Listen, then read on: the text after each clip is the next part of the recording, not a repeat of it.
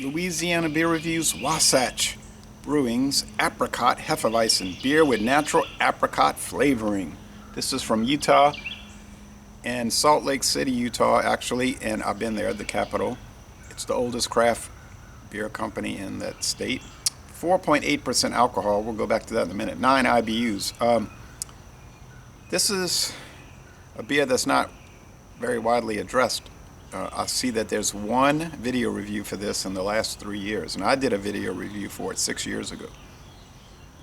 So, this smooth and unfiltered fruited Hefeweizen has a beautiful apricot nose and a refreshing, slightly tart finish. The bounty of the orchard is now portable. Okay, they have it in cans and bottles.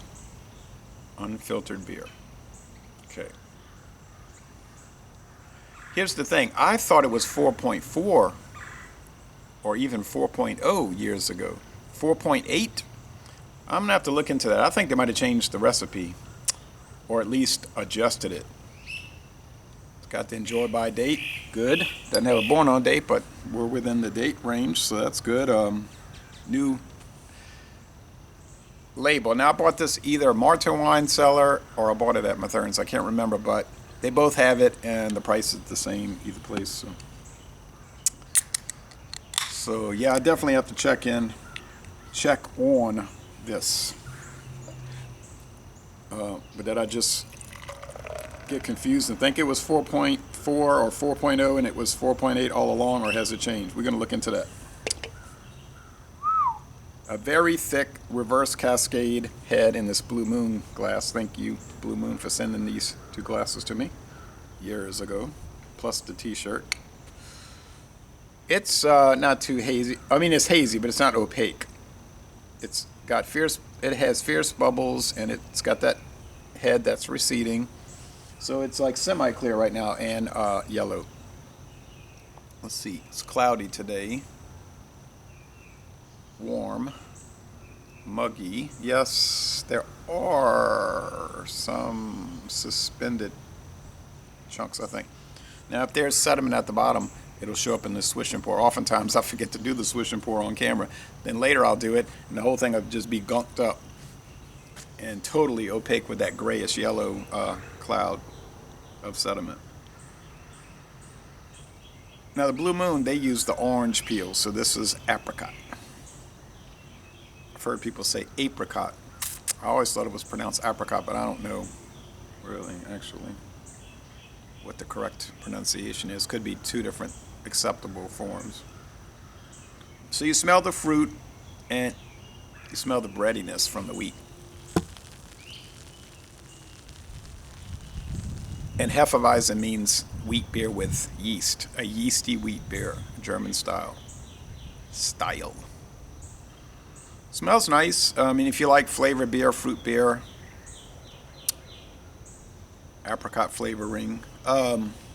That's the thing right now. Somebody was saying on Alcohol Eggs, I don't like the fruited beers. I don't like the flavored beers. Fine, that's acceptable. You don't have to like anything, or you can maybe you only like a few things. No problem with that.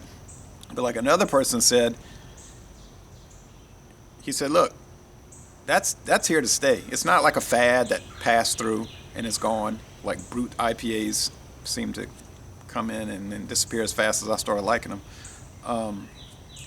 He said, no, this is it. This is the thing. This is the wave of the future, and it could be a long-term future. It seems to be. Everybody's making flavored beer. So I guess I've gotten used to it. I mean, I may as well get used to it, right?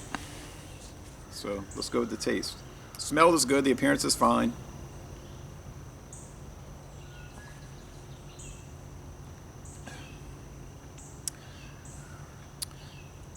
It seems that the fruit flavor is riding right alongside.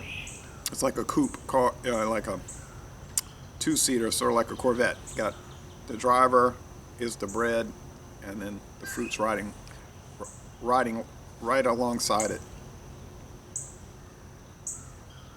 Bitterness, no. You can see the IBU is low.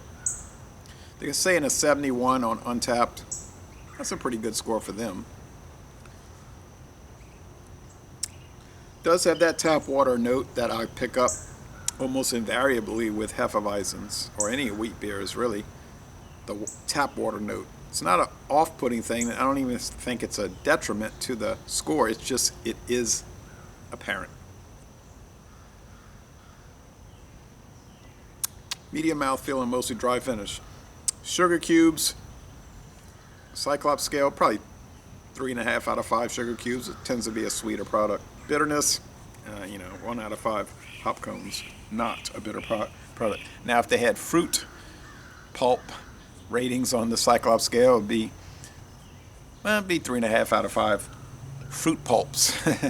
Globs of fruit pulp, because it's not super fruity. It's just got fruity notes to it.